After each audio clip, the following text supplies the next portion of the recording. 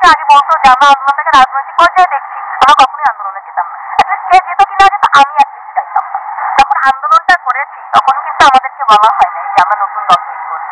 ঠিক আছে, আপনারা জানতেন যে আপনার প্রেস ছিল, আপনারা জানতেন, আমি আপনাকে কোশ্চেন করলাম, আপনারা জানতেন যে আমাদের নতুন কোনো দল হবে? না, আমরা জানতাম না।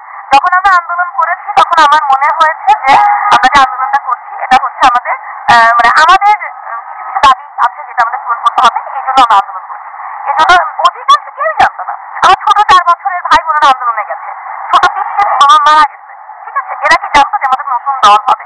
আমরা তো জানতাম না যে আমাদের নতুন দল হবে। এটা যদি তারা আমাদেরকে আগে বলতো যে আমরা আন্দোলনটাকে রাজনৈতিক পর্যায়ে দেখছি, আমরা কখনোই আন্দোলনে যেতাম না। অ্যাটলিস্ট কে যেত কি না যেত আমি অ্যাটলিস্ট যাইতাম না। ঠিক আছে, যে আমি তো এখানে নিজের ক্ষমতা বাস্তবায়ন করার জন্য আন্দোলনে যাচ্ছি না। আমার দেশের জনগণের মানুষের লাশ পড়ছে, রক্ত ঝরছে, এই জন্য আমি আন্দোলনে গেছি, যেখানে আমার মনে হয়েছে যে দেশের মানুষের পাশে আমার দাঁড়ানোটা উচিত। এইখানে যে এই টোটাল বিষয়টাকে যে আমরা টোটাল একদম 360 ডিগ্রি অ্যাঙ্গেলে ঘুরিয়ে দিয়ে রাজনৈতিক পর্যায়ে নিয়ে যাবো, এটা তো আমরা কেউ কখনো চিন্তাও করিনি। আমরা জাস্ট ব্যবহার হয়েছি, স্টুডেন্টদের শুধুমাত্র ব্যবহার করা হয়েছে। এই যে নির্বাচন দাঁড়ানোর জন্য কিন্তু আমাদের ব্যবহার করলো, অনেকে আন্দোলন করালো, কেন করালো?